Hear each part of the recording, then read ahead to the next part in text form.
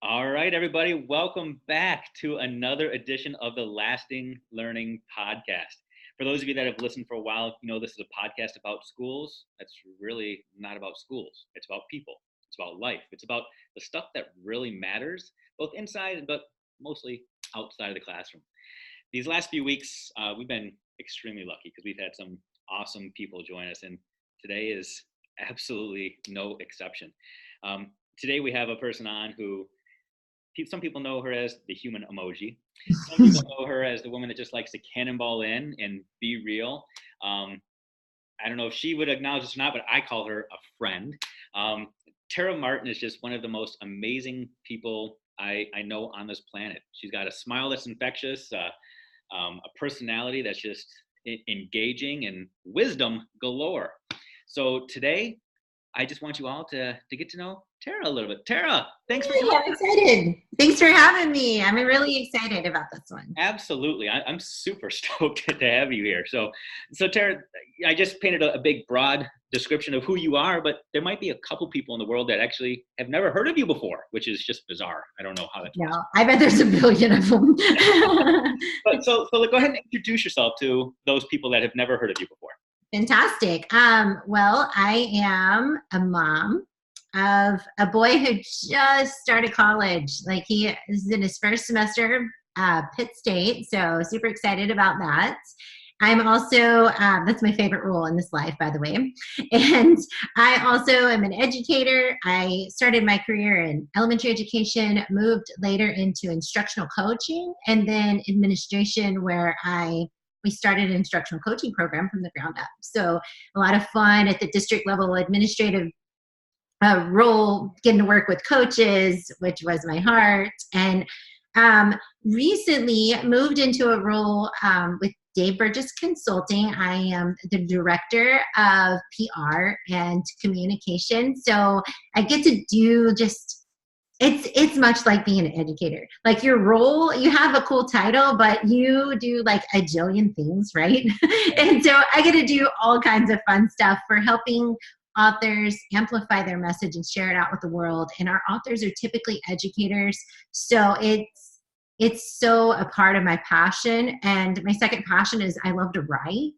And so I get to spend a lot of times with authors. I get to mentor them through the launching process, and it's just a really cool role. And then I also get to travel around and talk to kids and teachers about cannonballing in and trying new things while staying real. So I have just some really awesome roles in this life. That's awesome. That's awesome. So for those people that may not know who Dave Burgess is, or Dave Burgess Consulting, he's the Teach Like a Pirate guy. He started off by just doing his spiel, socialized teacher in San Diego. Then that kind of just blew up. And now Dave Burgess Consulting, you guys have 80-something titles or something crazy now. I mean, it's yeah. We're like 87 right now. Yeah, we're just publishing a lot of books and helping other educators reach their dream and be able to share their story. And one thing I love about our books, and I love about all books really, is that personal piece. And we make sure to include that in our books too, to have that personal piece of that person as well as their professional advice. And so I'm just super honored to get to work in this capacity, get to share my message with the world, but also get to learn so many authors' messages and help share their messages with the world too. That's awesome. And you know, that's really what I love about doing these podcasts recently is, you know, I've heard some people say that the market is getting oversaturated with these education books. It's like every teacher everywhere is throwing out a book on a how-to manual, but that's not what you do. It's really not what you're about. You don't ever profess to have all the answers or to say, follow the script. What I love about you, Tara, is I first started connecting with you before you had this role with Dave Burgess. And you were just somebody that was completely real and genuine on social media before you even had the book Be Real. You were a person that said, this is who I am. These are my flaws. These are my weaknesses. Here's some of my strengths. Love it or hate it, this is me. Yeah. You talked about the idea that your favorite role in life is being a mom. Yeah. Why? What is so glorifying about being a mom? Well, so it's kind of a sad happy story, but as a little girl, I was born into two parents who were teenagers and not ready to have a kid. And so, um, unfortunately, I was viewed as a mistake and just grew up in a really troublesome, disturbing home life. And I didn't have that figure in my life that I could like look up to. I finally got, there were different people that played that role in my life throughout my lifetime. But I knew if I ever got to be a mom, I was going to be the mom I wish I could have had, right? Yeah. And no offense to my mom, if she's out there listening, I'm sure she probably doesn't even know if I'm alive. But I just wanted to be the best mom I possibly could be, and I couldn't wait to try it, right? And it is hands down the hardest role I've ever done, ever. But it is the most rewarding. And there's something about looking at that baby for the first time and just, I can't imagine ever viewing it as a mistake. Even had Caleb come not planned, it was never in my mind that he was a mistake. He was a miracle. He was perfect. And I just loved him from the moment I heard his heartbeat in my womb. So being a mom just has been just a fun journey for me. It's so hard. Teenage years we're still in them. It's really tough, but I love that kid more than life. And so it's just one of my favorite roles. And I loved my students so much too, but there's something about your own child and just bringing life into this world and being able to nurture it and help him to find his passions and chase those dreams, just like I did for my students. But it's a whole new level with your own child. So yeah, I love it. I would not trade it for the world. I only have one, but it's okay. You go all in on it. So I love the fact that you don't live life in compartments. You don't say, at times I'm a mom, at times I'm a wife, at times I'm an employee, at times I'm a teacher. It's all interwoven. And one of the testimonies to that is when your first book, Be Real, came out, and I got an autographed copy from you. And I remember opening up and I was reading through a few pages, and all of a sudden there's this bonus signature in there. And Caleb signed a section of the book because you gave him a section to actually write. And you put him up there on this pedestal as author, and he's signing books right alongside mom. I just think that's so cool. It's so cool. So cute. He was really proud of his contribution. He is an outstanding writer. He doesn't own that talent, but he's really, really good. But he's just so precious. I love that kid. I think he's going to be something amazing. I just have no doubts. That's awesome. He already is. Yeah, totally. He's going to take this world by storm, though. That's awesome. So, with having that passion and knowing that motherhood is so important to you, you've had a busy adulthood above and beyond. I'm going to say just being a mom, but please don't think you're fine. Just being a mom. Yeah, I'm a dad to 4 kids, and I'm exhausted all the time. And life is a constant balance act between trying to make room for myself, trying to make room for them, trying to make room for my career. And throughout the course of your career, you said you started off in the classroom, then you took on a little bit of leadership with coaching, and then you went to like a central office role. And I mean, you continue to progress while you're going through parenting. How do you find balance? How do you figure out what to do, when to do it, and how to measure it all?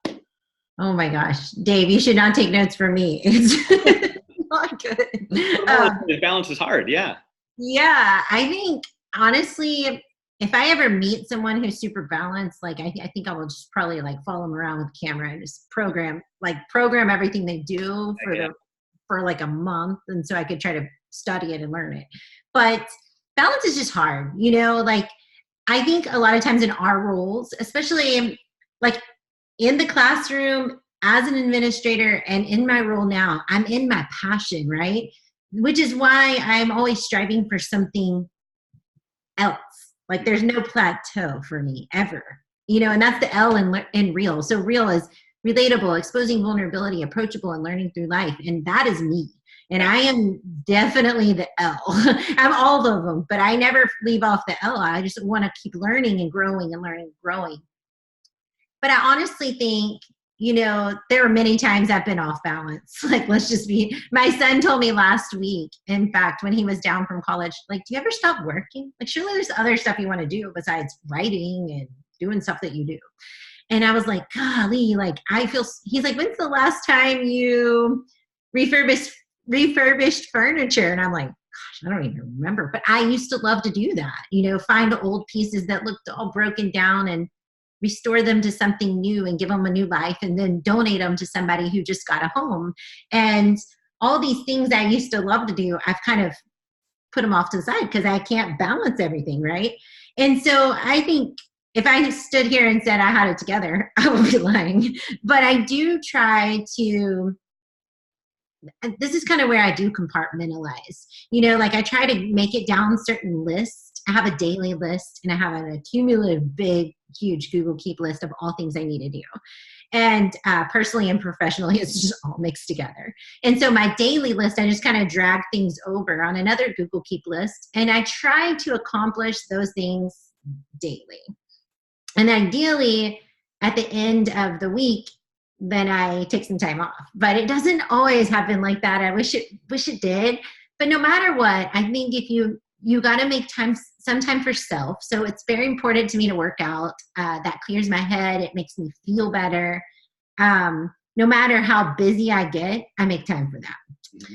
Another thing that I have to make time for is my family. Like, I want to call my boy. I want to FaceTime. I want to check on him, if he's not here. And if he's here, I want to spend time with him, like whatever that is.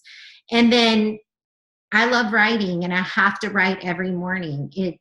It just helps me to like decompress. And there's things like a lot of people would talk to a friend. I don't feel super comfortable talking to a friend about things that are on my mind. So I write in a journal. And so those kind of things just help ground me and help me to get to a place where I can be super productive at work. And am I always productive? No. And do I always have it together? No. I fall apart just like tacos. I saw that on a meme the other day. I think it's perfect. Tacos are delicious together or falling apart. Same. I'm so real. Love tacos. Everybody loves them regardless. So there you go. So you got to love me because I fall apart sometimes. But it's a balancing act, and it's really tough. But being a parent is so rewarding. Even though it's hard to balance your passion and your work and kind of find some kind of dividing line, you have to make time for your kids. They grow up way too fast. Like, I cannot believe my kid is in college. Crazy. It's crazy. Yeah, I'm going to highlight a few more reasons why I love me some Tara Martin, because I've said before to other people, when I grow up, I want to be Tara Martin, which is no, don't. I've said before. But I'm starting to think maybe I am Tara. You talk about your Google Keep list, and this is a true story. In my basement at my last house, I had this big bulletin board, and on the bulletin board, I had a bucket list. I had all these items of things I wanted to accomplish by the end of my life. Next to that, I had taken a bucket list and turned it into my yearly resolutions, things that were going to help support the bucket list. And then I broke that down, and every week I had my little list. So every single week I was working to try to make sure everything was lined up. And I mean, I was so structured and scheduled. And Sunday nights, I was an absolute disaster if I had gotten everything done. But it helped me stay focused. Other people said it was obsessive, but it helped me stay focused because I had to be able to cross some things off of my list. I've gotten to the place now where the lists don't do me any good. I shred them because I just get myself frustrated. Yeah. I'm a failure if I'm not accomplishing things. Although spending time, like right before we got online today, I was just playing cars and airplanes with my 6-year-old. And I felt like I wasn't doing anything, but to him, I was doing everything, Right. And I think that we have to remember that, like, the littlest moments mean so much. The stuff Caleb used to write about in school, I'm like, that meant something to him? Yeah. Oh, no. Like, that's the thing you remember? That's your childhood memory? I think we just have to remember that. And for me, it is list. I mean, I do have a bucket list. I don't look at it as often. I mean, that's something we plan our family vacation around our bucket list. So we kind of measure up like what's on each other's bucket list. And then that's how we choose what we're going to do for our family vacation the next year, to try to cross something off. So we do that kind of a different list, but I am a list girl. And one of the things that I used to struggle with, Dave, is the daily list was too ambitious. Yeah. And I would feel super frustrated too. But I think I'm finally starting to understand my role in this role and what I can actually accomplish. Because I mean, graphic designing and some of the things that I do is not what I did as an educator. And so, I mean, visiting with authors, that's coaching. That's easy, right? I mean, it's what I do. But some of the design pieces, building websites, some of the ghostwriting, stuff like that, stuff I've never done before. So I didn't realize how much time those things take. But now I'm starting to know I can do these things. They're most important right now, and I can actually accomplish this in a day. And so let's try to do that. And then that's why I have them move them over from my daily list. Because if I have that big long one, it's too stressful. That's cool. And I'm going to take this conversation. And so those people listening or watching, they need to know. Beforehand, I explained to you that my podcasts are kind of different because I don't script out questions. I just talk. And where it goes, it goes. And it's kind of what I like. And you said that you kind of enjoy that too. So I'm going to take this conversation kind of a direction I didn't know it was going to go, but it's some memories are popping up. And I'm going to tell a story you probably have no idea about. About 2.5, 3 years ago, me and Dave Burgess, we sat down for a dinner together, just the two of us at this little restaurant in Alabama, right? A little bayou right outside of Mobile. He was there speaking or something. And we were just talking. And he was just telling me about some of the changes that were taking place at DVC. And he said, yeah, we just brought Tara on board and she's going to be helping us out. And my first thought was, Tara who? And then he mentioned you. I was like, oh my gosh, that's crazy. And then I said to him, so what is she going to do? And he said, I'm not really sure, but we need to bring her on board, which is, I think that's such a cool story. That you are the right person to do something, but that role has kind of like just evolved a little bit. It's you were the person that they knew could build this thing. And now you've kind of grown it based off of your passions. So can you talk about that a little bit? What's it like to, oh my gosh, yeah. K-12, everything is structured and you're at everybody else's beck and call to now kind of evolve your own thing. You know, I talk about this a lot in my keynotes lately, just because it's so cool. And I feel like, Dave, like in these leadership roles, we're always talking to teachers and encouraging them to encourage learners of all ages to cannonball in, basically. And if you don't know what that means, it just means run and jump and try something new. Like if you know how to swim in the shallow end, you're going to know how to swim in the deep end. So you know how to swim. So jump out there, try something new, and swim like your life depended on it, right? But in the educational world or whatever world you're in. So I think we tell people that and we believe it completely, but we believe it enough for them. Exactly, until it's you. Right. And so then so cannonballing in on this, I love the Burgesses. I was like, shoot, yeah, let's do it. Like, let's rock this thing. But what I didn't realize is, so many of the skills were things that I've yet to learn. And so I then became the learners that I used to preach to, teach to, right? And I started to get this whole new level of empathy because I was having to learn from scratch. I'm like watching YouTube videos, asking anybody that will listen to me and possibly talk to me about anything when it comes to marketing, when it comes to launching a book, into the world. Or I had just launched my own book and I had no idea what I was doing. And there was no me, like in the Dave Burgess Consulting. So it was, trial and error, right? And so I was just learning everything at a super rapid pace, but I was also having to be the expert at the same time. And I do kind of feel like administration set me up for that kind of feeling. However, with education, you know what you're doing. Like, you know how to teach. Your job is what role you're in, you're teaching, right? I don't care who you are, what you are. If you're good at it, you're a teacher at the heart in the role of educator, any kind of educator. And so being in this role in the business world, I was like, I just don't even know what I'm doing. But what I started to learn is what I've been telling or talking to teachers about across the world. We have to empower our learners to seek the needs of those they serve. Because yeah, I didn't know exactly what I needed to do, but I knew that as an author, I needed some things. So I wrote down some things that I thought I could have used that would have helped me to like feel more safe through this roller coaster of Yeah. emotions of sending your work out into the world. But then I started interviewing our authors, the ones who had already published a book and the ones who were just publishing a book for the first time. And I started finding out, what is it that you need? This is a work in progress, and I want to serve your needs. So then I started to target my learning a little bit better. So you have to be self-driven. You have to find out what your people need, and then you have to be self-driven to learn it, to figure it out. And then you have to build it. And so there's a lot of fear, of doubt, and a lot of things you have to overcome in order to be successful in any kind of role where you're building from the ground up. But then there's also a lot of liberty. So I didn't have a little box of goals that I needed to meet by the end of the year. And I had all this room to innovate in any capacity that I wanted. And so that was a little scary. And like my box was a little too big. And so I was like, how do I manage all of this and make something that's really going to help our people? But for me, I just had to stay grounded. What is it that they need?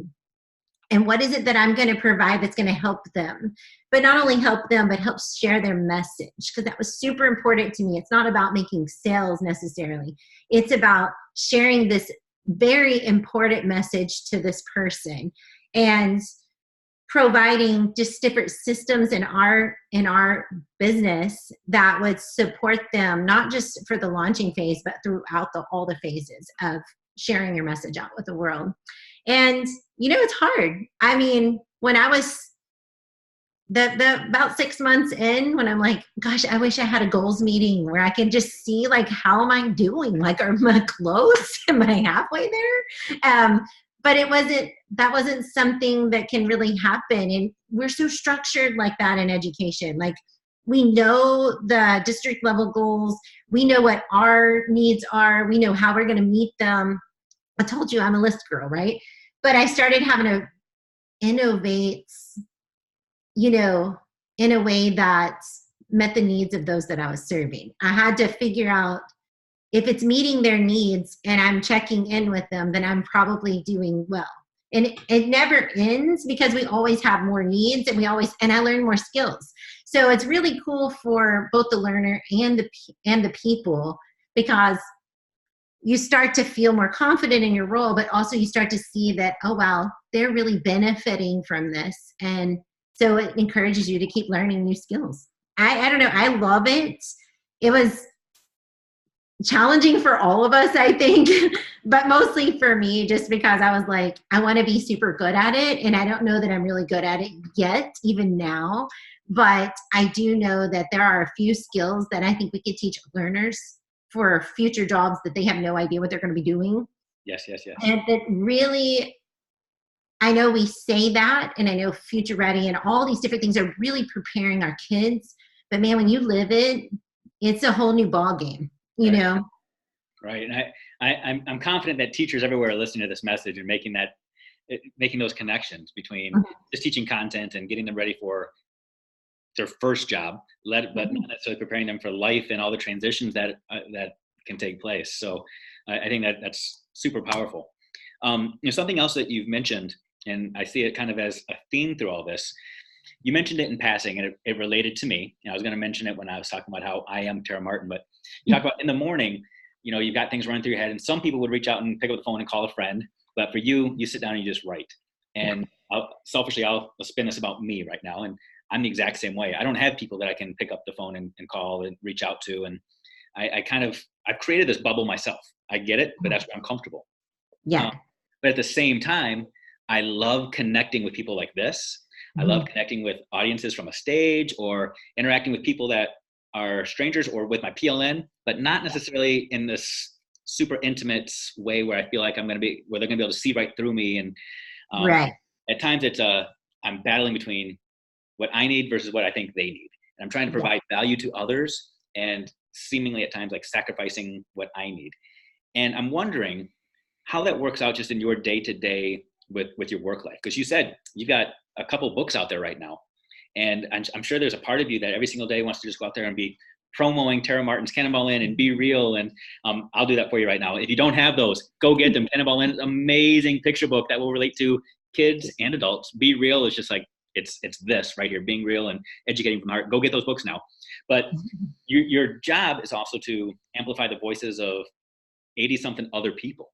So how do you balance what Tara needs versus what everybody else needs on a day-to-day, real-life basis? Yeah, you're asking some hard questions. Sorry, that's why I didn't send you the script ahead of time, because you would have said nope. And I think you chose the wrong person to interview. Like anybody that's listening, probably Dave and Shelley, they're like, she doesn't have balance in her life. She's crazy. But, you know, honestly, I know that the servant leader title gets like pros and cons from every direction, right? People either love it or hate it, that terminology. But it is me. It really is. So I just own it. I love serving others. And so I think, and I honestly think if we ever want to develop, we have to be servants. Like we have to want to help others be better, right? Because when you do that, you also realize when you need that, even if someone's not around for it, you know what that feeling, you know what it could feel like if somebody were encouraging you to do better. Absolutely. Right? If you give it, you know what that feels like to give. So you also understand what you need when you're feeling low. And so I personally love sharing other people's messages. I do a lot of this.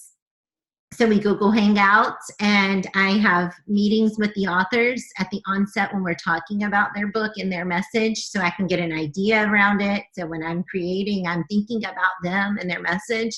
And so I love the just authentic conversations where they're just super relatable, and they are exposing vulnerability. They're telling me about their message that they're so passionate about, and it makes me more approachable to them, right?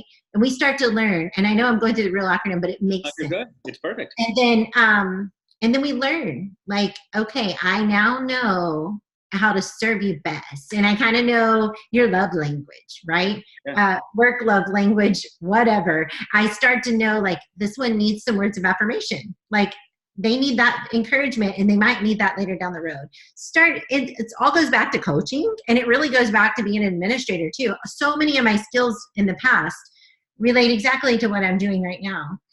And you know, when I'm doing that, Dave, I often forget about my own stuff. Do I see it on Twitter? I'm like, oh, somebody's reading my book. I need to love them all. I do love sharing my own message, and I love that I get to travel and share that through keynotes and also through district level professional developments. And I find that I end up selling more books at those kinds of things because I share my message, and then they want to buy the book. Yeah. Oftentimes on social media, I'm just sharing out what I see other people doing with my books.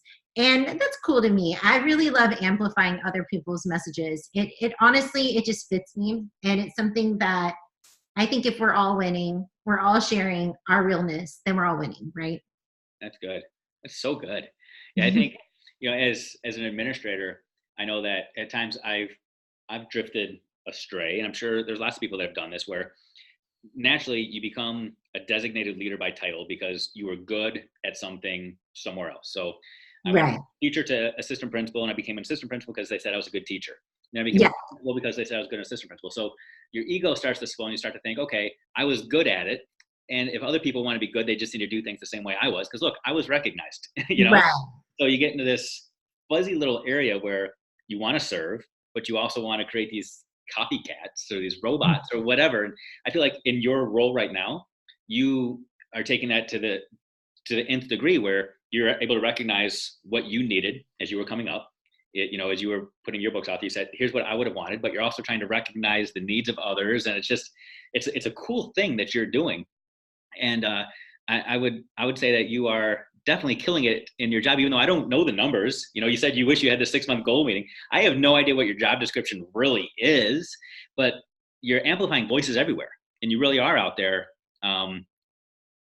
beating the drum, not just for DBC, but for educators. And you're helping change the course of careers. You really are. across the country right now, we've got this teacher shortage, and there's people that are throwing all kinds of reasons and rationale for it. But I'm a firm believer it's because teachers have felt like they've lost their autonomy. They feel like they're not respected anymore.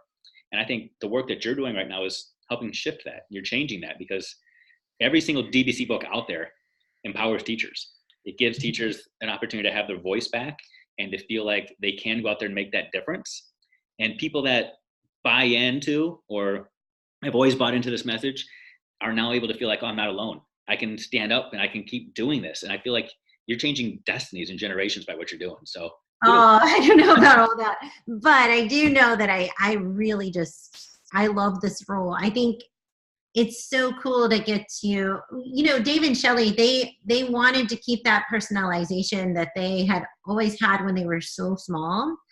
And honestly, they're just so busy. Like, it would be impossible for them to meet with all the authors. Like, they meet with them at least once, but to continue to be like their on-call coach, I mean, that's near impossible. And so I got lucky to be this role, and I love it because, like you said, everybody, it's just like learners in the classroom, really, and it's just like being an administrator of 280 something teachers that I had, right? It's the same. It's everybody needs something different, and you really can't ever know what they need if you don't take time to have that real talk with them, spend some time asking questions and listening and just listening to learn, not to reply, not to tell them how to do their job, but just listening to learn a little more about them, and then figuring out, like, okay, how can I support you in teaching this stream or doing this lesson or trying this new thing with your school. And so, yeah, I love it. I get to do all the things I used to do, plus learn a jillion more new skills. That's awesome. And so I'm going to try to circle it back here a little bit. So in real life, you've got one kid who's your absolute passion. In a metaphorical sense, you've got two children with two books, plus 80 something stepchildren, the other DBC books. And as a father of four, we're not supposed to have favorites, but wink, wink. Everybody's got every kid has their own little special place. What is it about each of your two kids, Cannonball and Be Real, that makes them special? What is it that you think is how are people going to be able to embrace those and use them in their classrooms or just in life? Oh, I love it. So Be Real is a book more for educators. But, I've had people in the business world read Be Real and they're like, this works for me. Like, this is a great book for you should say Be Real, live from the heart instead of educate from the heart. I'm like, yeah, that would have been an awesome title. But sorry, I didn't choose that one. Darn. I think Be Real, it just reminds us that there are strategies for staying true to who we are, and also embracing the good, the bad, and the ugly, and bringing that to the table when we are teaching, when we are serving, when we're leading. It doesn't matter what role we're in. Like, now I'm in this business type role, right? I mean, still educator, but businessy, right? Be Real is still so applicable. And the message inside of it is very applicable. It shares how to have effective coaching conversations. I'm doing that every day. It also shares how to be innovative and how to continue to grow, but also to embrace your past and embrace your current, present, and embrace your future. And so Be Real, to me, that is just such a cool project. I love it because it has so much vulnerability in my own life, my childhood growing up, and then how I use that to better serve the people that I get to work with every single day. And so I really am super passionate about that project. Now, Cannonball In, that's the baby. So this is the new baby, and I think Cannonball In gets all the love, and poor Be Real, even when I speak at events, I feel so sad for Be Real. I'm like, I love you. It's okay. Nobody's You're becoming independent now. And Cannonball In just like flying off the shelves, and the poor little Be Real. I'm like, it's okay. It's okay. I still love you. But Cannonball In, it's the baby, right? And it's a picture book, so it's lovely. It was just such a joy to write that book. I love that it has multiple messages inside of it that we deal with on a daily basis, no matter what you're Yeah. doing. And like, it doesn't matter what you're doing. It's all about this little girl. It's based off a true story of me and my dad, the dad that raised me. And we look nothing alike, which I love that piece because I think oftentimes that was something I always wanted, like to look out and see that kids didn't look like their parents because I didn't. But besides that, it's just about a little girl who finds the courage with her encourager, which is her dad, to get out of that shallow end of the pool, swimming laps, and go do the thing she wanted to do, which was jump off the diving board and cannonball in. And she had to face a lot of criticism. She had to deal with the dabblers, who are the beautiful girls sitting on the sidelines and not wet, not in the water, but just judging everybody that jumps, because we have those people in the world. And she just had to overcome like self-doubt and fear, but also how to overcome these people that were not jumping. They were not even participating in the goal that she was trying to accomplish. And once she actually did it, she was so confident and so excited and so proud of what she did. And when they nailed her with all the criticism, she went back to the shallow end, and her dad met her there, and he said, why are you listening to dabblers? Like, if you want to be an awesome cannonballer, you need to go talk to cannonballers. And I think that's so important in this world and in this life, because Caleb, even starting college, dealing with critics that don't like his line of whatever, like what he's going for. Me, I just started a CrossFit box. They call it a box instead of a gym. I have no idea why, but I should ask them probably. But people criticizing, like, they don't like CrossFit. If you don't like CrossFit, so what? I'm still like getting in shape and I'm having fun doing it. And I'm not going to get hurt because I'm paying attention to what I'm doing. I'm listening to my body. Like, I've worked out all my life, right? And so I think the people that aren't jumping are always quick to judge. And we have to be careful. Like, some of their feedback could be helpful, but a lot of times we need to talk to people that are jumping. We need to talk to people that are doing the work and learn from them. And once Olivia, who's the main character in the book, decided to do that, she realized that her splash may have been kind of small. It was making a big impact on other people that were watching. Little kids wanted to be just like her. And I think we have to remember, like, what is your purpose? What is it that you want to do? And you need to do that thing. And like, don't worry about all these things that is trying to stop you from reaching your goal and meeting your purpose. And I love Cannonball In. I think it's just a cool message. I love it because it's a personal story, but I was most proud of that project. I think of all projects that I've ever done in my life, I can honestly say I'm super proud of that one. The message is just phenomenal, and the book is amazing. But And the illustrator, oh my gosh, I can't forget Genesis. Gosh, she killed it, right? yeah. She's never even seen me in real life. Oh wow. And I think that's what's so dynamic, because that little girl looks just like me. And she didn't even see a picture of me when I was that age.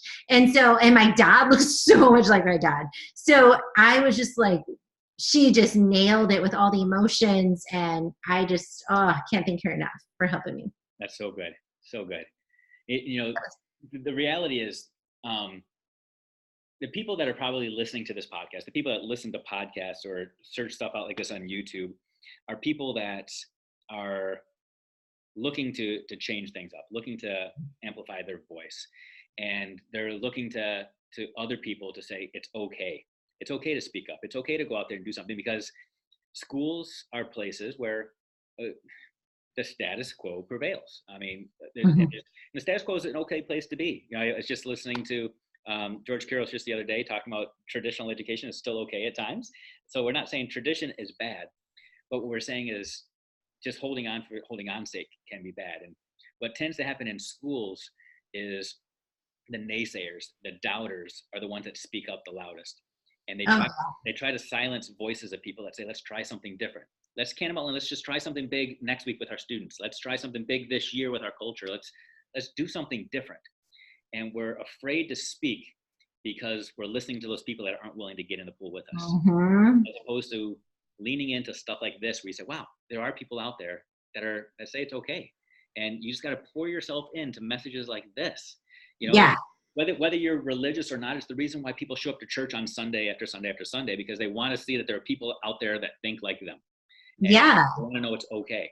And I don't want to say that this is like a cult or anything like that by any stretch of the imagination, but Yeah. it is so important to realize that there are people out there that think like this and that know it's okay to cannonball in. You just got to take that chance.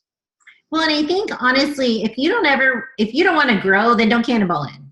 Like just stay in the shallow. If you don't want to grow, the shallow is a perfect place for you. Yeah. But if you really want to grow and you want to, I love that Dolly Parton quote I shared in Be Real in the Real VIP email this week. It just said, "Don't get so busy making a living that you forget to make a life." Right. And I can think of that in a million different directions. But honestly, I wanted to make a life in my classroom. I wanted to make a life. It was not only outside of work, right? I wanted to make a life and make it worthwhile and make it exciting for the learners I served in all the different capacities that I've ever been in. And I think if you want to make a life, if you want to add life to your making a living, you got to grow and you got to try some new things and you got to take it to the next level. If you're always reaching this level, like your goal, and you just stop, I mean, how fun is that? Like, I don't know. I would just get super bored with something like that. And so I don't want my learners to do that either. The most successful people just keep reaching for the next level. And like I said earlier, I started this cross. I've been there for like a week. So please don't think I'm an expert. I'm just still learning a lot of new things. But one of the things, like, so one of my writer friends said, don't ever write about CrossFit. Like, you'll lose half your followers because most people don't like it. I'm like, I don't care. Like, I am so real. I don't care. I love it. It's fun. But more than that, like, I can't do a pull up to save my life. Like, I hope one day when I get it, everybody's going to know. Like, every social media is going to have it on there.